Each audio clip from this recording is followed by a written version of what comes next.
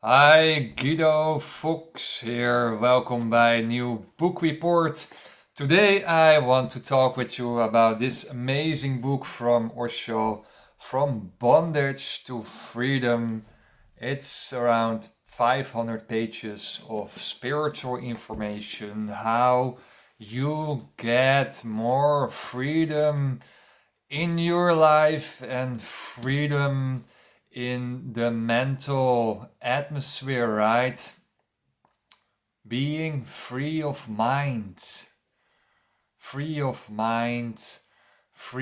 expression, free of creativity, freedom, freedom, freedom. So, not only financial freedom, where people are searching for, I want to be financial free, I want to be financial free.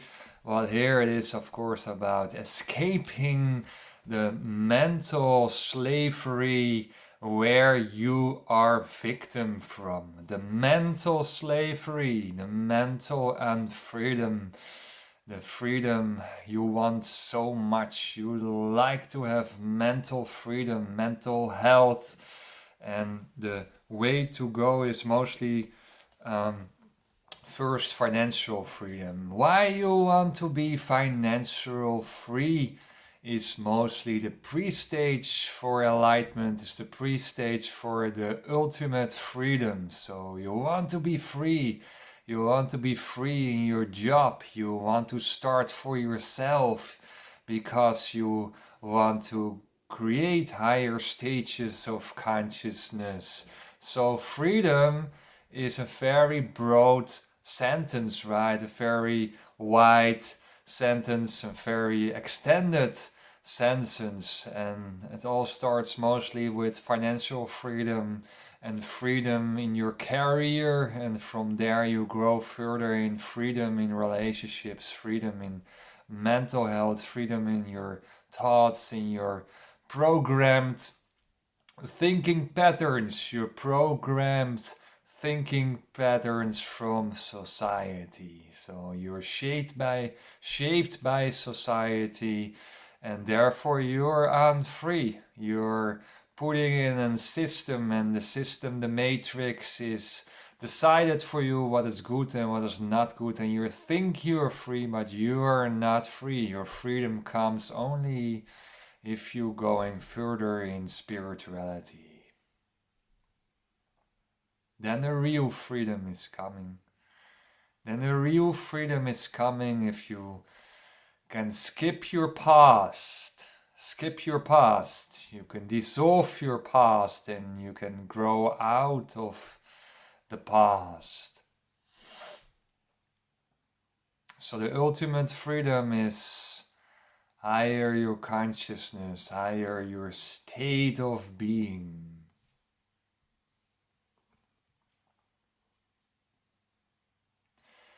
And before you want to go higher, before you want to be that high evolutionary man or woman, is that you have to know that you are totally nothing, that you're totally are dust, that you're totally earth, you're nothing.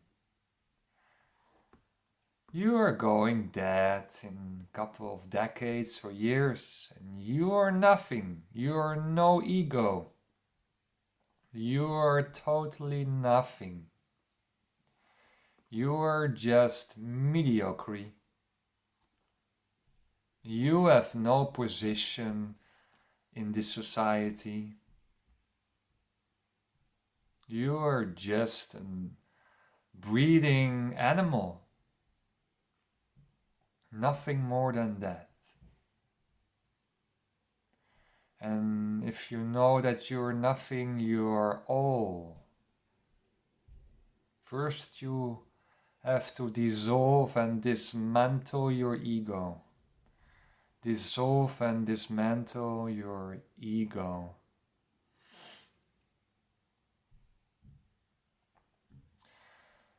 Page 2 and 3 from the 500 pages book is about that society is giving you the feelings that you are an extraordinary being if you pass some exams, or you passed some income, or you passed some position in the hierarchy of society. So if you finish your school and you do gymnasium, or you do it great, or you're going to the university, all the society and your family will be extremely proud of you because you get a thinking job, an horrible thinking job. You get your exams, your diplomas, your certificates. Maybe you got your PhD and you become a Dr. Doolittle.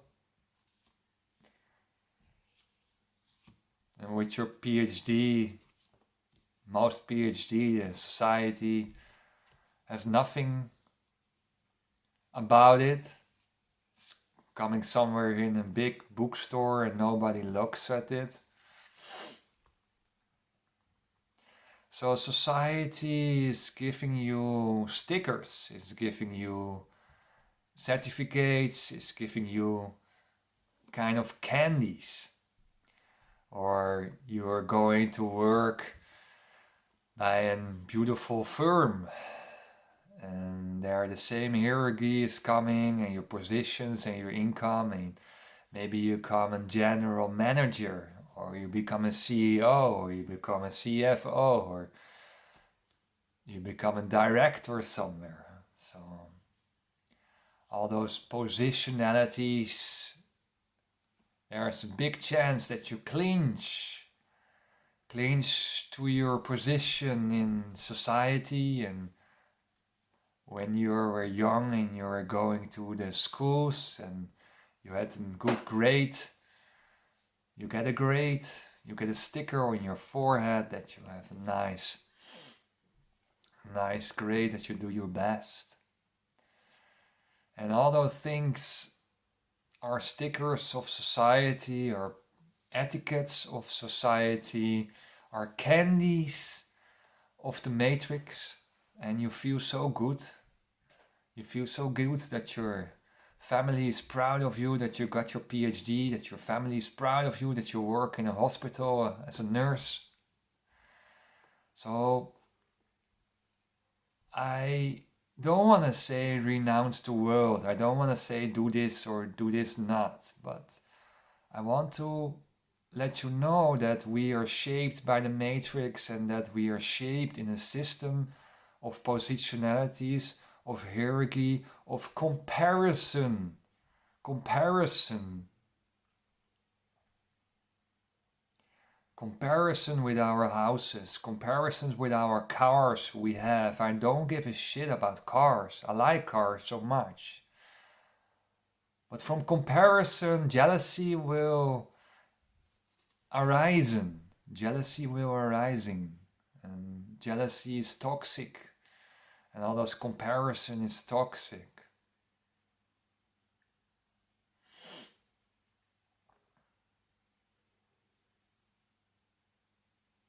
So do your job with fully compassion and dedication. That's okay, but don't clinch on your income. Don't clinch on your position in the society. Don't clinch that you're feeling better than others.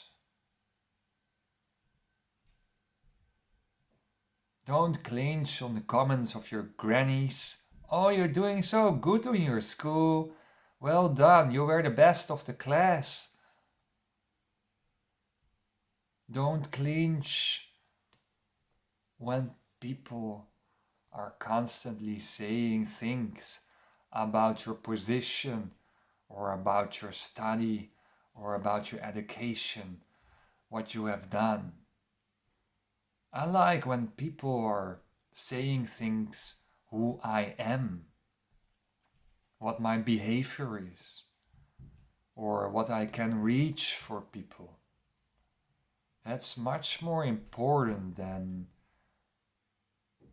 condemning about what you have, how many university degrees you have, or PhD, or whatever. I like when people talk who I am and what I'm doing here, and that I'm supporting people in their lives. That's much more important than those positionalities. So be aware that the Matrix is giving you the idea of that you are an extraordinary being if you have a high income, if you have a high position in the society, if you have the highest scholarship, what you can reach in the universities. So positionalities is something what is not you, what is not your unique human being. So you are not extraordinary. You are just extraordinary how the Matrix wants that you be shaped. You only can become extraordinary if you're going into meditation and spirituality and reach energetic changes in your body and in your soul. Then you are really evolving. Then you can really grow as a person. So all those clinching to the stickers or the etiquettes of the Matrix will disturb your process of spiritual growth as ultimate freedom, as ultimate goal also here on earth. Your ultimate goal is reaching higher stages of consciousness. That's your goal here on earth. That's what your soul wants next to your job, right? Next to your other fulfillment in life, next to your passion in life, if you found that already.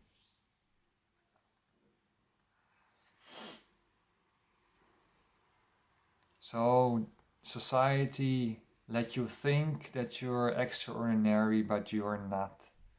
You're not. And that's important to understand, to dismantle your ego, dissolve your ego, that you are still dust, that you're still earth, that you're really nothing.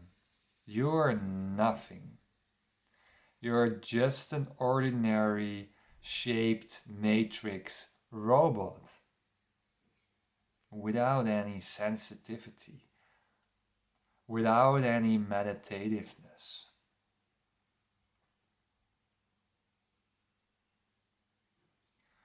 So let your past be the past. Let your shapening be the shapening. And look forward.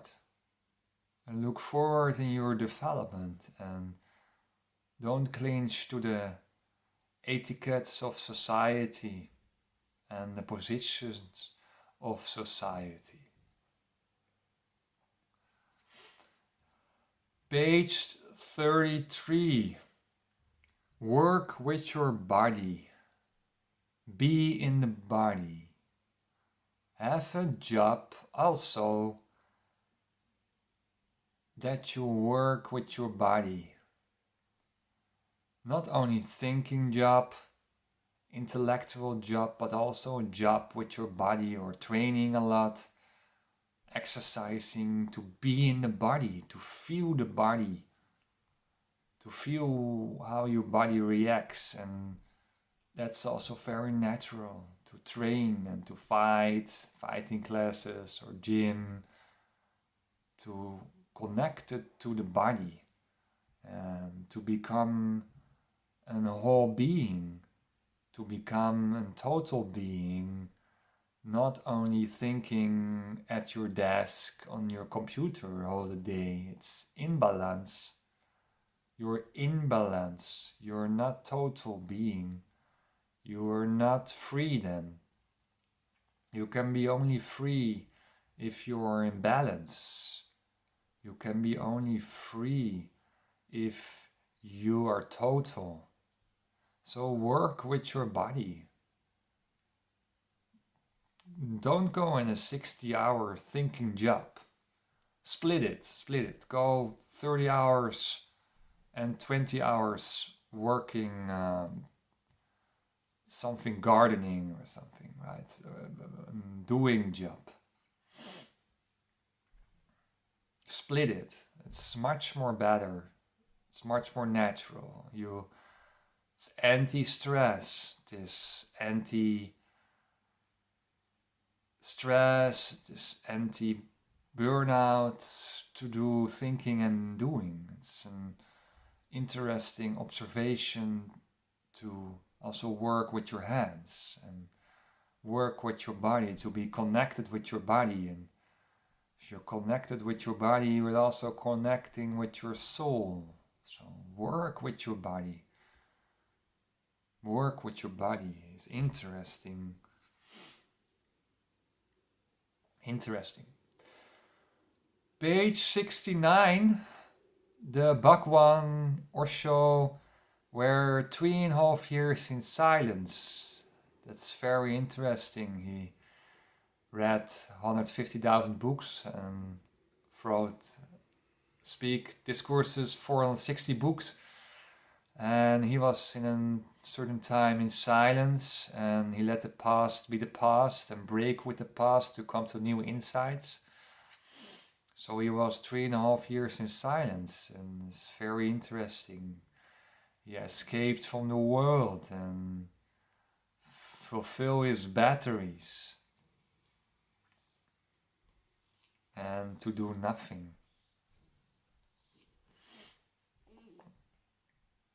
And I am thinking that reading and writing is very nice. Reading and writing books and writing articles and reading a lot of things. But it's also kind of very cultured, civilized, right? If you look at the jungle and the nature person and the meditative guy who's on the hunt and live in the forest, and is he reading books? Is he writing books? Is he listening to podcasts all the time? So is our whole writing and reading so good for our mental health? Is it good for our energetic system? Is it good for reaching enlightenment? Is it good for reaching higher spiritual levels? I'm not sure. Are we not corrupted by the Matrix that we have to read constantly, that we have to write constantly, that we have to write books all the time? Is it not something that we are indoctrinated by the Matrix to do that all the time? Why not sitting and just watching the water ladies, like Jesus said, just watching the trees, Buddha? Why all that reading and writing? So I think that's also some reason what Osho had to go 3.5 years in silence and to come by himself and to create higher spiritual levels and higher consciousness, and really listening to his blissfulness, listening to his ecstaticness, listening to the wonderful godliness, the Amrita Nadi line in your body, the 7 ecstatic chakras in yourself. So he was 3.5 years just sitting and listening and listening and listening.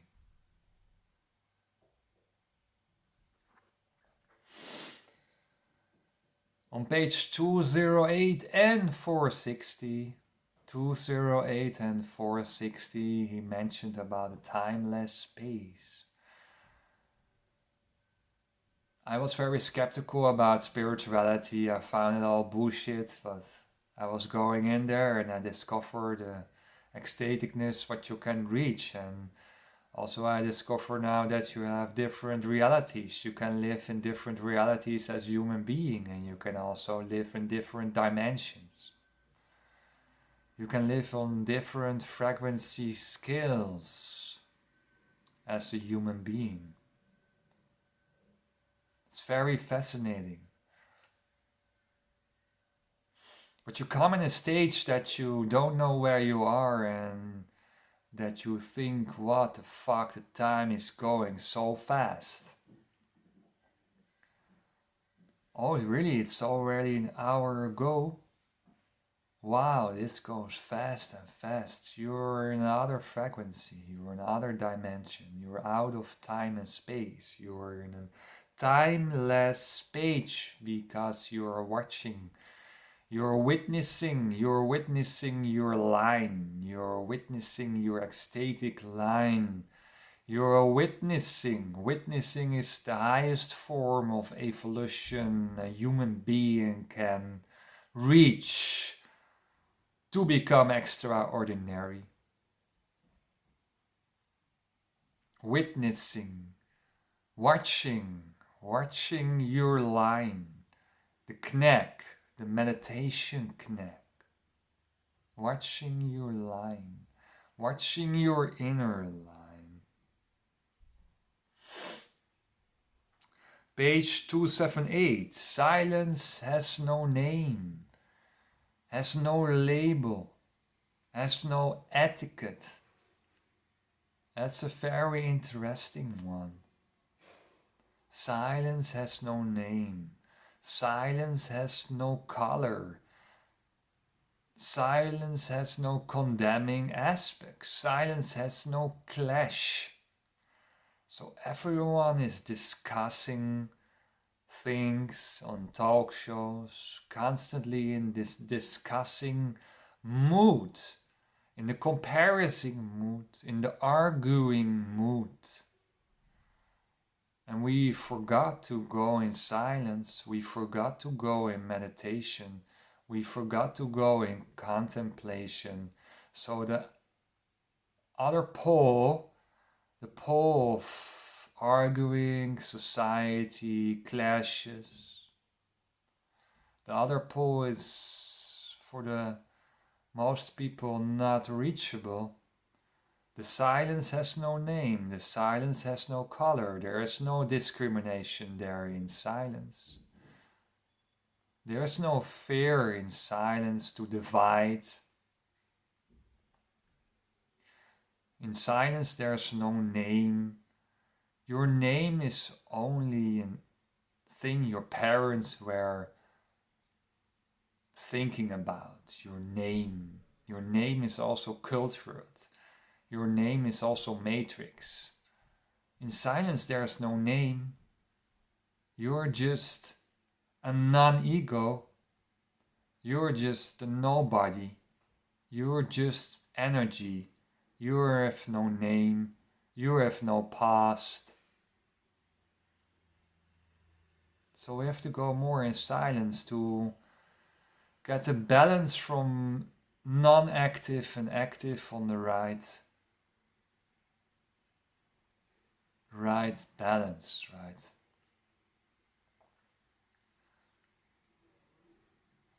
The silence has no name. Silence has no name.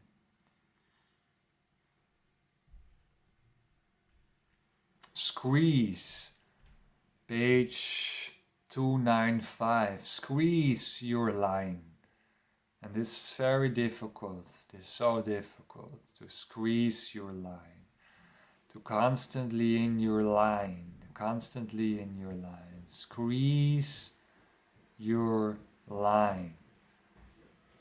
And then you can come in a hypnotic trance. I have sometimes a feeling that I'm in a trance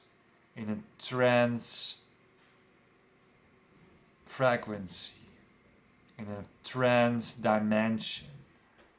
And that's your natural natural dimension. So all those 1,000 years of false conditionings has to be away, has to be gone. Your natural dimension is the trance dimension. It's the deprogrammed and dehypnotized dimension. So all those conditionings from society from 1,000 years are into you, and therefore you live in another dimension. You can go to other dimensions because you're stuck in society pressures.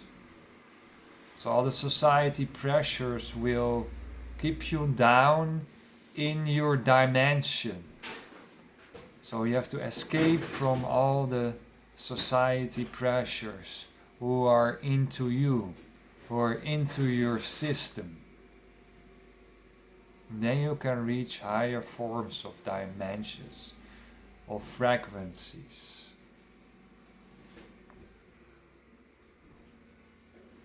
Page 368.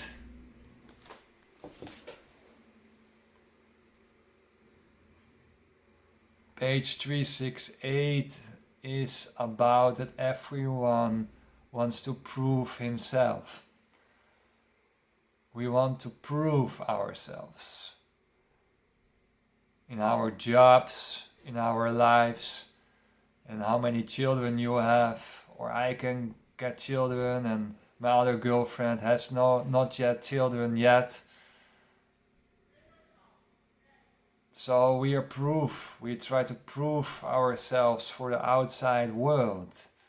So why we do that? Why we do that? Because our children were constantly in the proving state, constantly in proving ourselves for the teacher, proving how good we are with the grades and the comparison and the jealousy, right? Where I talked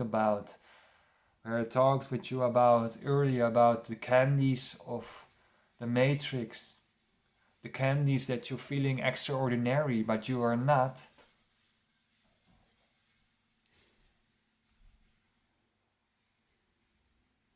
So, therefore, we want to prove. It comes from our youth, like all the psychological dysfunctions are always existing, started, is grounded in your youth, So, therefore, we are in the proof stage. We want to prove ourselves constantly to the outside world. So we create an ego that we want to prove ourselves. And look, here I am. I'm important in society. I am doing something what can help society. I'm caring for everyone. Look at what I'm doing. I'm so good.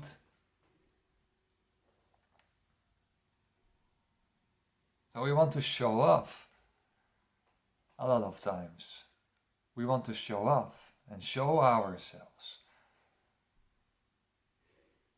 Look, my parents, look how good I'm doing it.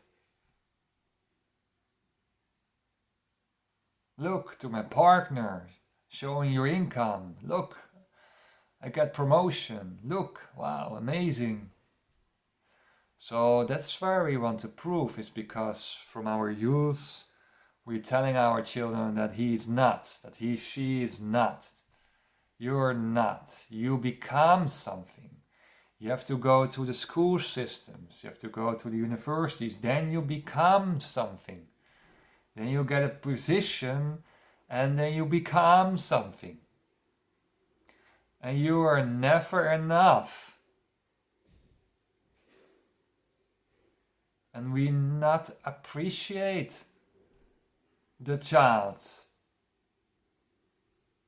that he is a person with his qualities or her qualities in that position, in that stage of age, that he is good enough, that he is okay how he is at that moment.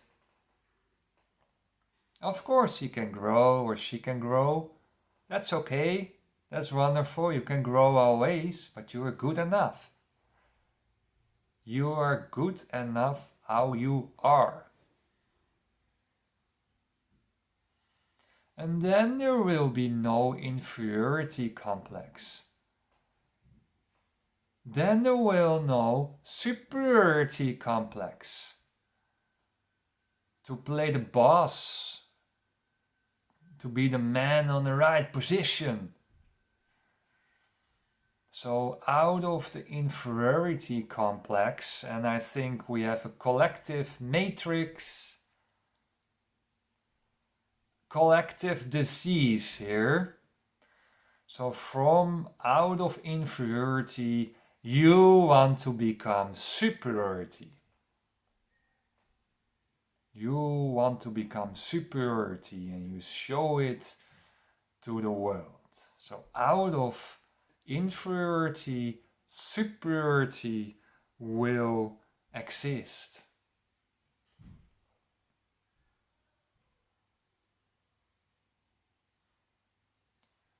Spirituality is dismantle the ego, is stopping the comparison, is stopping your jealousy, is beyond superiority and inferiority. Spiritual health is stable, is accepting yourself full with love, with self-love, that you are a wonderful, beautiful person, that you are amazing. You are amazing. You can say it to yourself, you are an amazing person. You can love yourself. And if you love yourself totally as in this moment, superiority complexes and inferiority complex would not exist. Would not exist, and you will be very, very happy from the now. And then you will doing things much more relaxer and chiller and happier and from the moment. And then you will be successful. Then you will be successful because you do something from self-love. And then you will be extremely successful in what you're doing because all your heart is there. All your passion is there. All your effort is in it. You can be totally in your work. Totally in your being. Totally in your body. You can transfer the body work into the thinking work. Right? The balance there, the total being. So all the way you can in your body without comparison. And then you dismantle the ego. Dismantle the ego in your psyche. I dismantle your ego. I can trap on your ego. Probably you don't like me. If you don't like me, your ego doesn't like me. I'm your mirror. They didn't like Jesus, they didn't like a Socrates, they didn't like an Osho, because he was trapping on the egos. He was a mirror for people. People don't like it. Egos doesn't like to change. But if you have a non-ego, the other will not be the other. And that's a deep sentence. The other will not be another. The ego is dividing. The ego is splitting your personality. So the other will be the other. The other will not be the other anymore. The other will be a growing potential person. The other will not be your competition anymore. The other is also good enough how he is or she is. The other will be a potential growing person,